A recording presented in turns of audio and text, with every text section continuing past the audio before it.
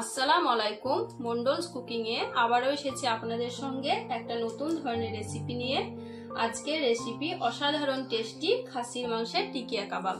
তো টিকিয়াটা করার জন্য যেসব উপকরণগুলো আমি এখানে নিয়েছি, এখানে হাড় ছাড়া খাসির মাংস নিয়েছি 250 গ্রাম, আর নিয়েছি ব্রেড ক্রাম্ব কিছু পরিমাণ, এখানে ধনে গুঁড়ো নিয়েছি কিছু পরিমাণ, দারচিনি গুঁড়ো নিয়েছি, লবণ নিয়েছি, এখানে একটা পেঁয়াজ বড় সাইজের আমি কেটে নিয়েছি, এখানে নিয়েছি কারি পাতা। আপনারা চাইলে এখানে ধনে পাতা ব্যবহার করতে পারেন, তবে কারি পাতা দিয়ে টিকিয়া কাবাবের টেস্টটা খুব সুন্দর হয়। আর নিয়েছি শুকনো লঙ্কা, কাঁচা লঙ্কা। এটা ঝাল হিসাবে দেবেন, তবে শুকনো লঙ্কাটা কাঁচা লঙ্কাটা দুটোই দেবেন। শুকনো লঙ্কাতে কালারটা খুব সুন্দর আসে, যেহেতু এখানে কোনো হলুদ গুঁড়ো ব্যবহার করছি না। আর নিয়েছি রান্নার তেল। তো প্রথমে আমি খাসির মাংসটাকে ভালোভাবে ব্লেন্ডারে কিমা করে নেব। খাসির মাংসটা আমার কিমা করা হয়ে গেছে, তো আমি এবার একে একে বাকি প্রসেসগুলো করে নেব। তো এখানে আপনাদের বলি, এখানে কিন্তু আরো একটা মশলা আমি অ্যাড করব, সেটা আপনাদের কিন্তু এখনো পর্যন্ত বলিনি। তো ভিডিওটা শেষ পর্যন্ত দেখতে থাকুন। ওভেনটা জ্বালিয়ে আমি কড়াইটা বসিয়ে দিলাম। এবার কড়াইটা কিছুক্ষণ গরম হয়ে গেলে এর মধ্যে আমি তেল ঢেলে দেবো। কড়াইটা গরম হয়ে গেছে, এবার আমি একটু তেল ঢেলে দেবো। তেলটা কিন্তু আমি সব দিলাম না, একটু দিলাম সামান্য পরিমাণ।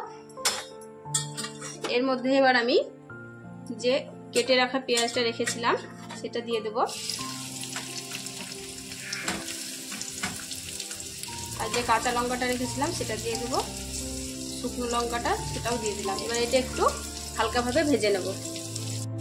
পেঁয়াজের বেরেস্তাটা আমার হয়ে গেছে, দেখুন এরকম বেশি ভাজবেন না, একদম হালকাভাবে ভাজবেন। এই অবস্থায় আমি কারি পাতাগুলো দিয়ে দেব, আবারও কিছুক্ষণ।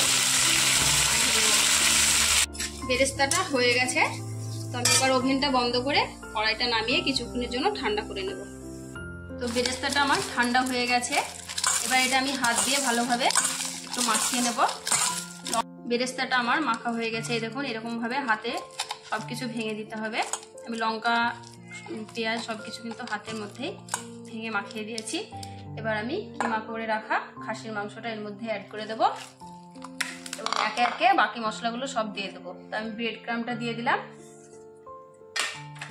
ধনে গুঁড়ো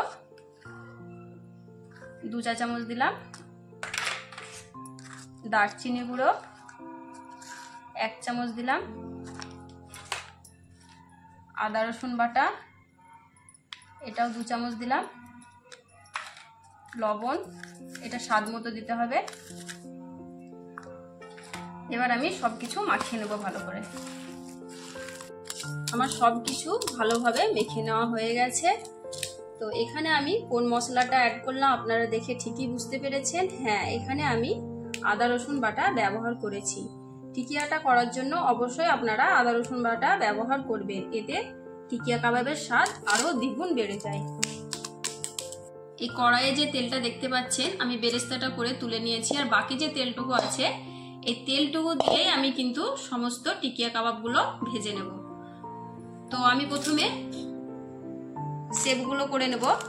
টিকিয়া কাবাব করার জন্য যে শেপটা করি সেই শেপটা করে নেব। হাতে একটু কাপে যে তেলটা রেখেছিলাম সেটা একটু হাতে নিয়ে নেব, দিয়ে ভালোভাবে শেপগুলো করে নেব। এইরকম ভাবে আমি সমস্ত শেপগুলো করে নেব। শেপগুলো করে কিন্তু কড়াইয়ের যে তেলটা আছে ওটার মধ্যে কিন্তু এখন দিয়ে দিচ্ছি, কিন্তু কড়াইটা আমি কিন্তু এখন ওভেনে বসাইনি। সমস্ত শেপগুলো হয়ে যাবে, তারপর আমি কড়াইটা ওভেনে বসাবো। সমস্ত শেপগুলো আমার করা হয়ে গেছে এবং কড়াইয়ে দিয়ে দিয়েছি। এবার আমি ওভেনটা জ্বালিয়ে টিকিয়া কাবাবগুলো ভেজে নেব। ওভেনটা জ্বালিয়ে আমি কড়াইটা বসিয়ে দিয়েছি। এবার আমি কড়াইটার মধ্যে একটা ঢাকা দিয়ে লো ফ্লেমে 5 মিনিটের জন্য রেখে দেব। 5 মিনিট ঢাকা দেওয়ার পর এবার আমি উল্টিয়ে পাল্টিয়ে ভালোভাবে ভেজে নেব। কিছুক্ষণ নাড়াচাড়া করার পর দেখুন আমার টিকিয়া কাবাবগুলো সব ভাজা হয়ে গেছে।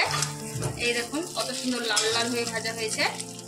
এবার আমি ওভেনটা বন্ধ করে কড়াইটা নামিয়ে নেব। এই হলো আজকের আমার খাসির মাংসের টিকিয়া কাবাবের রেসিপি।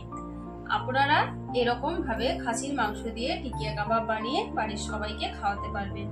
আমার এই সহজ টিকিয়া কাবাবের রেসিপি নিশ্চয়ই আপনাদের ভালো লেগেছে। ভালো লেগে থাকলে অবশ্যই একটা লাইক, কমেন্ট এবং শেয়ার করবেন। এরকম আরো রান্নার ভিডিও পেতে চ্যানেলটিকে সাবস্ক্রাইব করবেন। ভালো থাকবেন, সুস্থ থাকবেন। আল্লাহ হাফেজ।